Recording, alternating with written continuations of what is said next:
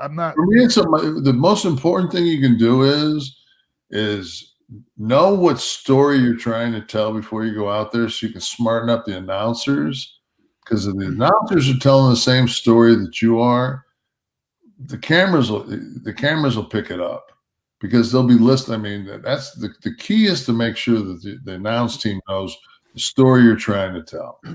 So we have. Oh, go ahead, Nick. Well, no, I was just going to say, like, so that's interesting for me to hear, just because I've heard people like Jerry Lawler and others say they don't really like to know the results or anything. I never really knew how engaged a lot of the times the different announcers were. That's cool to hear that you would sit down.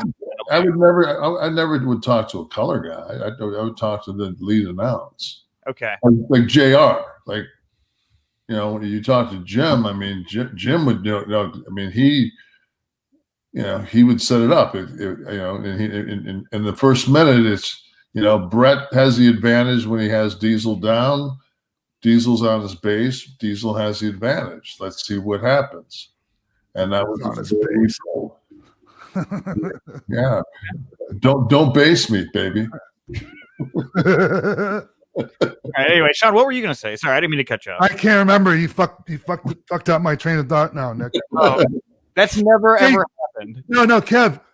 Hey, how involved was Pat in putting the finish together for the Rumble for you in any of that? You mean that one where like your first one, like the 94 one in Providence, like he just said, like, how Pat was, man. He was like, enjoy yourself, like this, like, because I was getting a push and I got nervous, I was getting nervous, and he was just like, no, get down, man, go have fun. This is your night, man. You're being crowned. Like, go there, have fun. And it's like, all right, I'll go out there and have fun. I guess Virgil must have hit me with a couple of jabs, because I've seen that thing replayed. I tossed him out with a little overzealousness. Well, and Sean, I'll flip it to you. You bring up how much was Pat included the finish. You were actually a Final Four. I think it was 2000. You were Final Four in the Rumble. What was it like getting? You were in there with The Rock. I think Boston. Is that when Rock shit canned me and I took this huge bump? Like, it is. Yes. Yeah. Rocky got mad at me.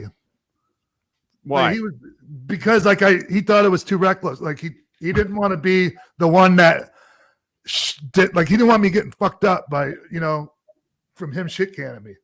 Okay. And how was Pat involved with that? Was he very involved? Because that was like, there was a lot of stuff going on at the end of the Rumble in 2000. Honestly, I don't remember. And when I look at that, it doesn't look like anything too intricate. Rock just came in and okay. I just remember him shit canning me. But like Pat was always like I don't have experience with Pat as far as the Rumbles go, but as far as like helping me with some of my finishes and my big matches, like he was the man. Okay. Yeah, I remember one time Scott and I had we did a double count out, and just a popcorn fart. First night we did it. I think we did it in the Meadowlands, and we didn't know that Pat was there. And then the next night we did it in the Gardens, and Pat said, he said, we're like, it's just a flat finish, Pat. He goes, how about you do this? How about you guys fight out on the floor, you get the double count out. He says, then Razor comes back in. He says, let's go some more. So you guys go another 3-4 minutes right there. He says, you knock him out. You fight all the way back to the back. Then you fight back in the ring again. And we're thinking like, fuck, Pat, that's like, we're going to fucking blow up because, goddamn, don't worry about it, man. The people, and I mean, they brought agents out to break us apart. And it looked like it was like nobody in that the place was standing. People were more than happy with the finish, and nobody remembers that it was a double count out. It was just Scott with the IC belt between his legs doing the cha-cha, saying, "Come on, let's go some more." And then me finally turning and going like, nah, like that, and me walking through the curtain and then booing because basically the heel, bitched out. And I left with heat. Scott was over, and that was all Pat. So we took a turd from the Meadowlands, and he shined it up in 24 hours, and we learned a huge thing. And Pat would always say, you got to give him a little something extra. Exactly what I was going to say. His philosophy was always make him feel like you give him something extra. Like you weren't really, but you just make them feel like it. Yep. Well, and Sean, I wanted to ask, before we kind of jump to Kev's return here in 2011, but like you were Final Four. I mean, you got to. Yeah. I mean, I know you weren't going to win, right? Obviously, but like you're in a moment there where the fans, like, there's a moment of credibility there for you. Oh yeah, no, I was in a good spot in 2000. Like, I was one of their big earners, like merch wise. Like if you go back and look, I didn't even know that. Like I found out later. Like, but like they were, yeah, I was doing great. Like, yeah.